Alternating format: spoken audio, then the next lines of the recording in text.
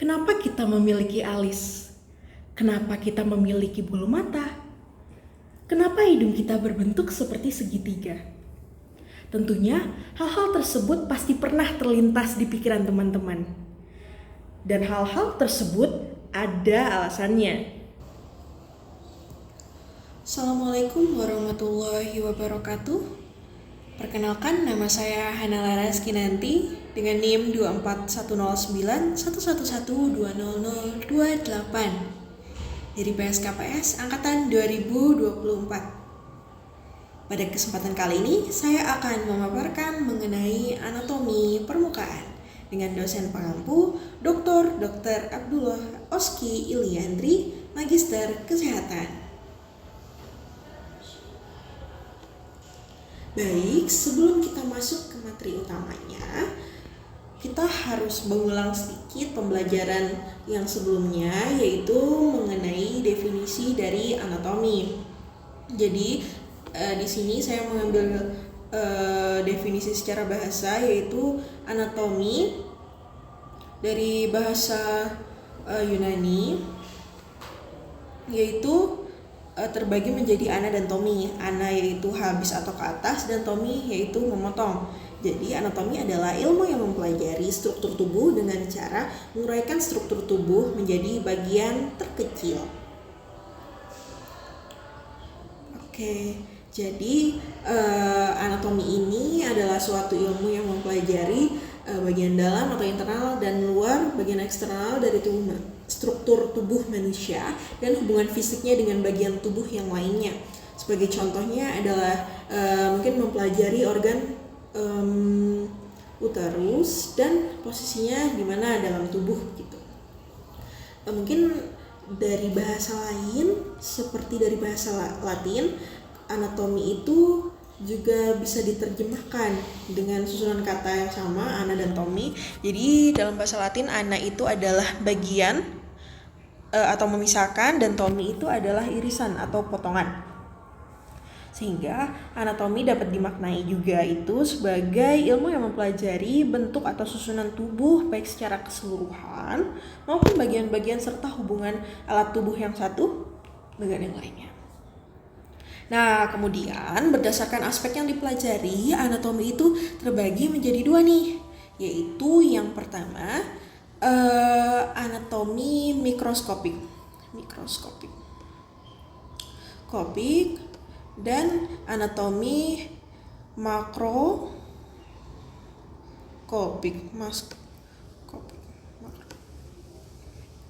Nah, jadi mikroskopik ini adalah anatomi yang mempelajari suatu struktur yang tidak bisa dilihat dengan mata telanjang. Jadi kita harus melihatnya dengan mikroskop. Ini mungkin kita lakukan saat kita sedang belajar praktikum histologi atau sitologi. Sitologi itu yang mempelajari suatu sel secara individual, sedangkan kalau histologi itu mempelajari jaringan, kan? Jaringan sendiri adalah kumpulan dari sel-sel yang memiliki fungsi yang sama. Nah, sedangkan anatomi makroskopik itu adalah anatomi yang kita bisa pelajari dengan yang strukturnya itu bisa kita lihat dengan mata telanjang atau tanpa menggunakan mikroskop. Jadi kita bisa lihat ciri-cirinya bagaimana, permukaannya bagaimana, dan lain sebagainya. Jadi gampang ya perbedaannya mikro dan makro. Oke, baik, mungkin kita bisa lanjut ke bagian selanjutnya. Nah, kita juga jangan melupakan terminologi anatomi ya. Jadi mungkin ini ada beberapa, tapi kita bisa pelajari yang sering keluar saja, seperti mungkin inferior, bawah, sinistra kiri, dekstra kanan, superior itu atas. Kemudian yang secara letak itu yang anterior itu depan, kalau medial itu lebih dekat ke bagian medialnya. Dan kemudian ada kranial juga yang dekat ke kepala, dan ada juga yang kaudal itu lebih dekatnya ke ekor. Nah, kemudian ada juga nih yang dari arah Kalau yang dari arah itu tuh seperti ini. Kita bisa lihat di sini ada Palmar, itu ke arah Palma Manus.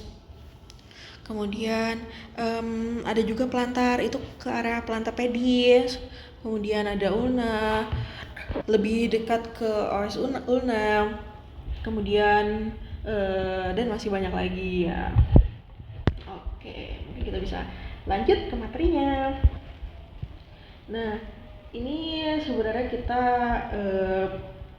refreshing. Kita mengamati dulu nih. Di sini ada laki-laki dan perempuan. Mungkin kita bisa membedakan. Kalau dari laki-laki itu mungkin ada brewok, ini ada janggut dan kumis, sedangkan di perempuan itu nggak ada. Kemudian kita bisa lihat juga di sini ada jakul, ini nggak kelihatan tapi laki-laki kan ada jakulnya dan perempuan itu nggak ada. Terus kalau dari bentuk muka, rahang laki-laki itu lebih tegas, sedangkan yang perempuan kan nggak setegas yang laki-laki. Ya mungkin sekian untuk pembahasan ini. Nanti mungkin kita bisa lanjutkan saat belajar di bagian pelvis nanti. Oke, kita lanjut. Nah, ini dia materi utama kita. Tapi sebelumnya, sebelum ke regio ini, saya mau menjelaskan ada yang namanya skeleton. Tulang. Nah, ini terbagi menjadi aksial dan juga apendikularis.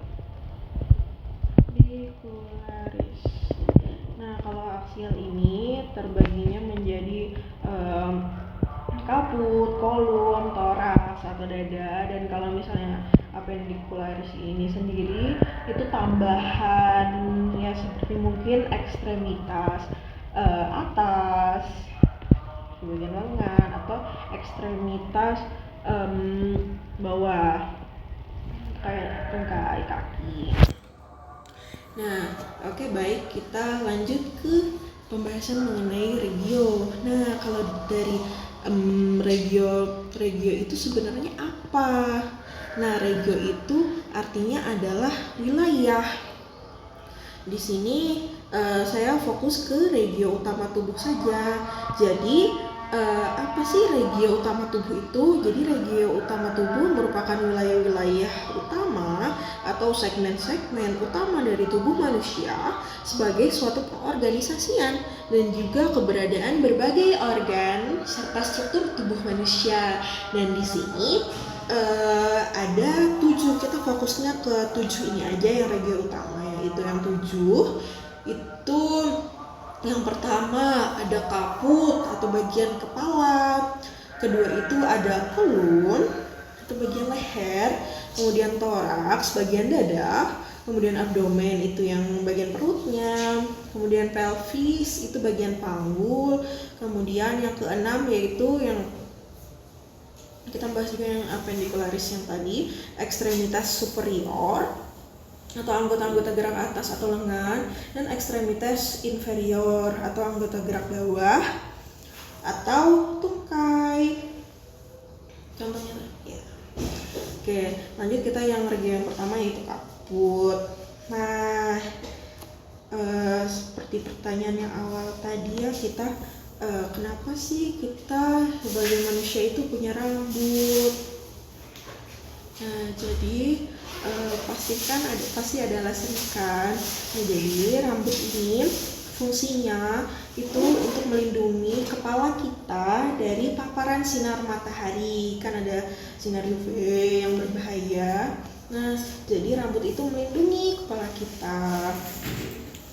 Nah,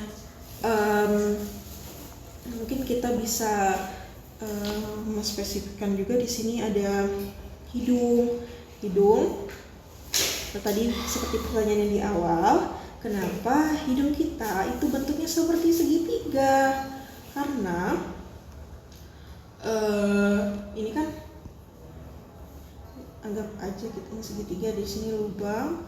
Nah, nanti ini ada saluran pernafasan. Nanti kalau udara masuk bisa Kalau kalau ini anggap aja yang kuning ini udara, kalau masuk nanti langsung masuk ke saluran pernapasan. Nah, nih, kalau misalnya bayangin hidung kita itu bulat, nanti udara yang masuk itu bakalan puter-puter di hidung dan malah nggak jadi masuk ntar. Nah begitu, mungkin kita bisa lanjut ke mata. Nah lanjut kita ke bagian mata ya. Di sini ada kelopak, ada bulu mata, dan ada alisnya juga. Seperti pertanyaan di awal tadi, kenapa kita punya alis, kenapa kita punya bulu mata. Nah, dari kelopak, alis, sama bulu mata itu sebenarnya pada dasarnya itu fungsinya itu memberikan perlindungan untuk mata kita. Nah, kelopak mata sendiri itu adalah lipatan kulit yang tipis dan longgar yang menutup mata anterior kita bagian depannya, melindungi mata dari benda asing dan cahaya yang berlebihan. Nah, juga di sini kan ada punctum lacrimale nih yang di sini nih, titik. Nah, itu tuh nanti bakalan ngeluarin air mata dari situ. Jadi aliran air mata itu dari situ terus ntar disebarkan sama kelopak mata. Nah, terus lanjut kita ke bagian alis mata. Nah, alis mata ini akan memberikan kita keteduhan. Terus juga kalau misalnya nanti ada anggapannya kita ada keringat, cur, nanti kita nggak akan langsung jatuh ke mata. Keringat itu kan sakit kalau misalnya sakit kan, keringat itu kan penuh dengan garam, kandungannya ada garamnya ya. Kalau masuk mata ntar perih, sakit matanya, ntar dikucek-kucek. Ya kebetulan kucek-kucek itu bahaya buat mata gitu. Jadi pokoknya itu melindungi mata dari air keringat. Kemudian terus ada bulu mata juga. Bulu mata itu adalah rambut-rambut pendeknya yang ada di Nah, bulu mata ini tadi kita sampai di tadi bulu mata kita itu adalah rambut-rambut pendek yang ada di kelopak mata atas dan kelopak mata bawah yang fungsinya itu melindungi mata dari partikel asing. Ya, dari partikel asing dan bekerja juga sebagai sensor ya teman-teman ya. Nah, kemudian kita ke bagian kornea. Nih kornea itu sebenarnya fungsinya mentransmisikan dan memfokuskan cahaya ke dalam mata dan melindungi struktur okular yang ada di dalam. Nah, salah satunya ini ada iris. Nah, iris ini yang berwarna iris tuh yang ini. Ini iris. Nah, itu fungsinya untuk mengatur cahaya masuk pada mata. Oke. Kemudian mungkin kita bisa lanjut ke telinga, tapi ini kita pembahasannya khusus di telinga bagian luar saja. Mana ya? Nah, ini. Nah, jadi ini kita fokus ke auricula auricula dan meatus acousticus externus ini adalah saluran telinga luar yang akan menyusun telinga luar ini. Nah, telinga luar ini fungsinya untuk menguatkan suara yang ditransmisikan ke telinga tengah. Nah, bentuk asimetrik yang seperti ini menyebabkan terlambatnya jalur suara, tapi nantinya akan membantu dalam menentukan lokasi suara. Oke, kalau ini gambar otoskop membran timpani dextra. Ya. Oke, teman-teman, mungkin kita bisa lanjut ya. Nah, kalau ini subregio di regiocolum atau leher. Nah, yang pertama banget ini. Yang pertama itu ada sternocleidomastoideus. Terus yang kedua itu ada trigonum submentale. Terus yang ketiga itu ada trigonum musculare. Terus yang keempat ada trigonum submandibulare. Nih, sini mandibula soalnya. Kemudian yang kelima itu ada trigonum caroticum. Yang keenam ada cervicalis lateralis. Nah, jadi teman-teman, intermezzo sedikit, kalau anatomi itu sebenarnya nggak susah, cuman gimana kita membiasakan dengan bahasa-bahasa Latin yang biasanya digunakan saat mempelajari anatomi. Itu sih pokoknya pembiasaan diri itu penting banget. Jadi anatomi itu nggak dihafal, cuman ya dibiasakan, difamiliarkan dengan segala bahasa Latin. Ya seperti itu. Mungkin kita bisa lanjut. Misal lebih berubah gambarnya karena yang sebelumnya salah input ya, maaf teman-teman. Nah ini yang benar. Nah di sini ya toraks itu kan bagian dada ya. Nah di sini juga ada nih rambut ketiak. Atau biasanya kita kenal dengan bulu ketek.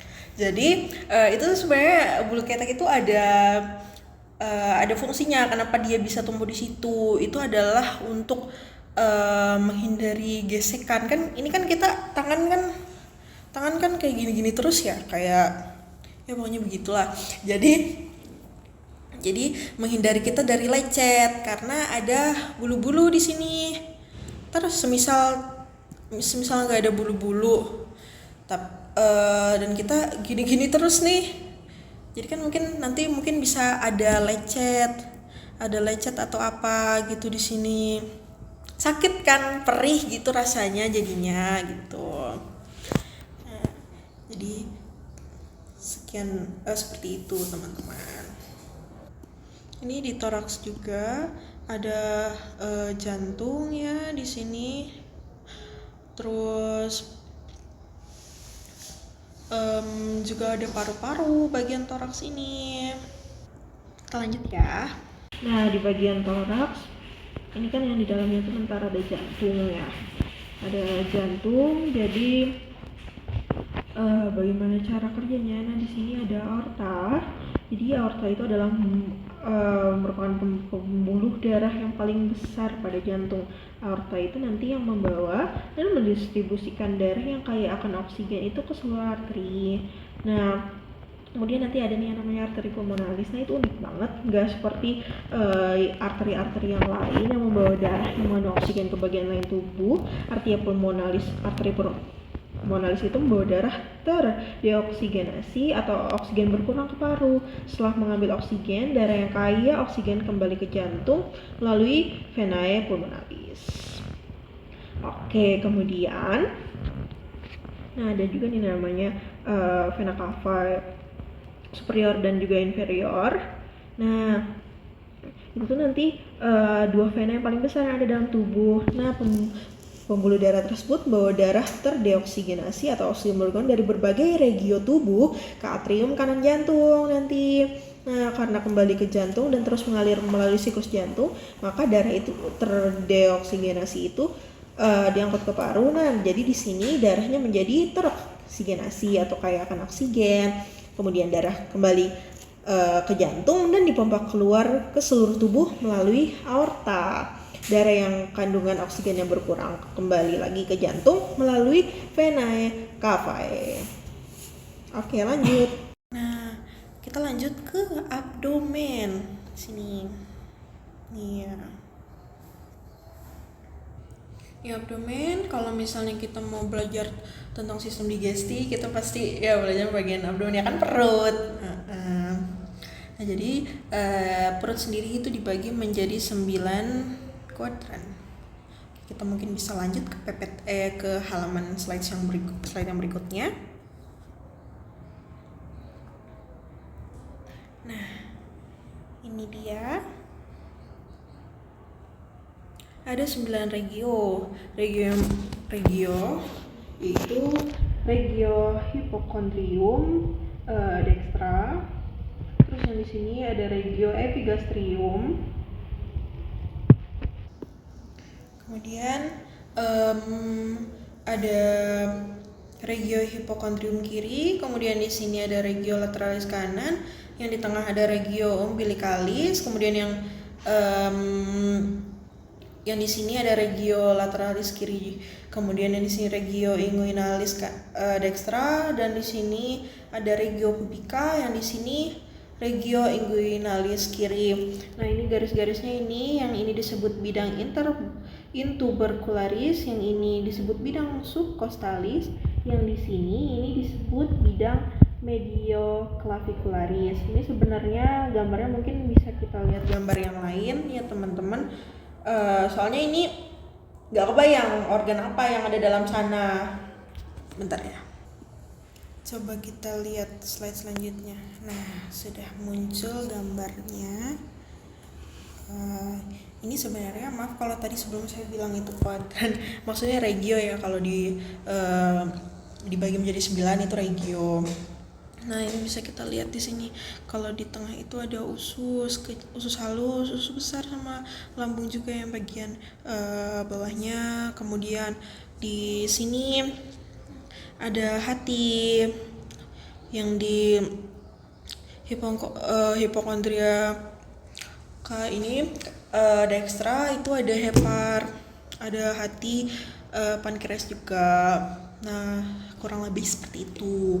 Juga kalau misalnya kita bagi menurut kuadran itu ada 4 ini ya, right upper quadrant ini seperti ini kurang lebih teman-temannya. Oke, kita regio ini udah, berarti kita lanjut lagi. Nah, kita masuk ke pelvis. Nah, jadi kalau regio pelvis kita akan mempelajari 2 itu biasanya sistem reproduksi sama bagaimana kita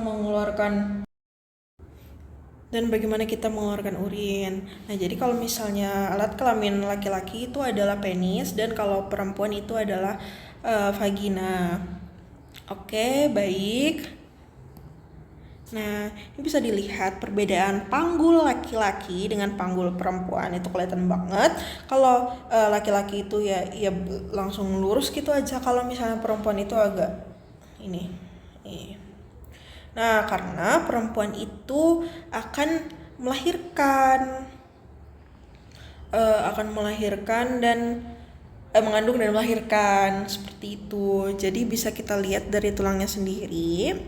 Kalau misalnya tulang panggul pria itu seperti ini biasa saja, tidak terlalu lebar. Nah, kalau perempuan itu nih lebar ya, kelihatan ya perbedaannya. Nah, jadi bagian-bagian tulang panggul ini terdiri dari 3 tulang utama, yaitu tulang ekor, tulang sakrum juga, dan tulang pinggul. Nah, tulang pinggul itu yaitu bagian dalam anatomi tulang panggul. Jadi dalam bagian ini itu terdiri lagi jadi 3 gitu. Yang pertama ada ilium yang merupakan tulang utama dan yang terbesar gitu. Ini di kedua sisi tulang belakang. Nah, kemudian melengkung ke arah bagian depan tubuh. Nah, kemudian yaitu ada tulang pubis, merupakan tulang yang terletak pada bagian bawah pinggul atau tulang kelamin. Pada dasarnya tulang pubis ini kuat banget, tapi bagi perempuan itu nanti akan menjadi longgar saat persalinan. Nih. Kemudian ada tulang ischium, merupakan tulang yang terletak pada bagian bawah ilium.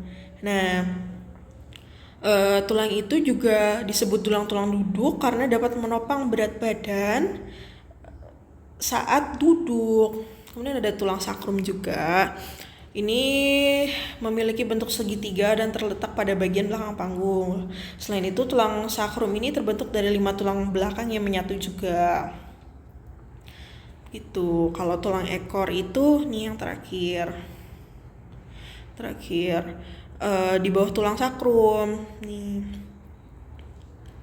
Nah, fungsinya untuk menghubungkan berbagai otot sehingga dapat menggerakkan kaki, berjalan, berlari, dan sebagainya. Nah, jadi ini perbedaan tulang panggul wanita dan pria ini dari bentuknya itu udah jelas banget, yaitu tulang panggul pria itu ukurannya lebih kecil, sempit, dan lebih tinggi dari wanita. Kemudian tulang sakrum pria itu juga lebih ramping, sedangkan tulang panggul wanita memiliki tulang sakrum yang lebih besar dan memiliki bentuk oval serta dangkal daripada tulang panggul pria.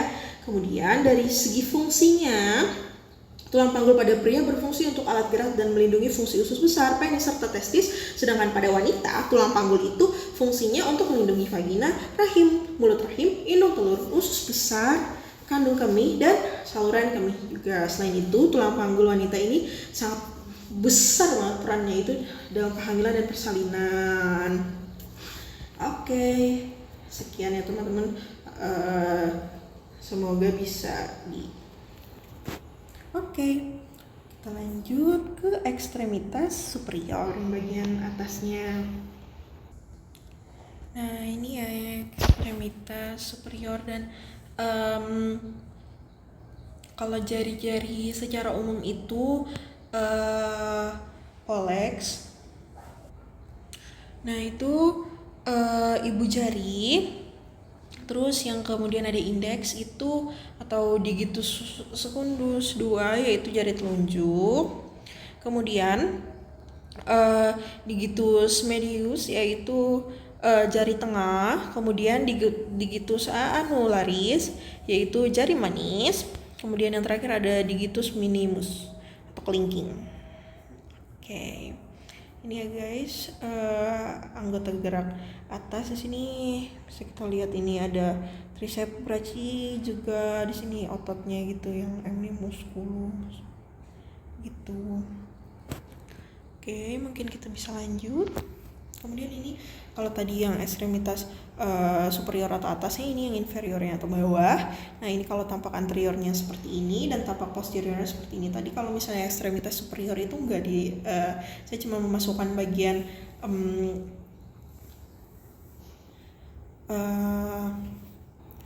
bagian posteriornya saja, seperti ini ya teman-teman, bagian belakangnya, dan kalau misalnya bagian anteriornya mungkin bagian yang telapak.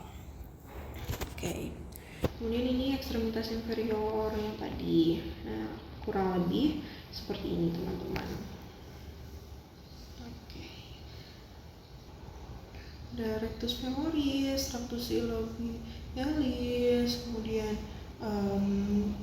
tuber caneum, fossa popliteum, dan sebagainya. Sekian pemaparan mengenai anatomi permukaan dari saya. Semoga bermanfaat. Wassalamualaikum warahmatullahi wabarakatuh.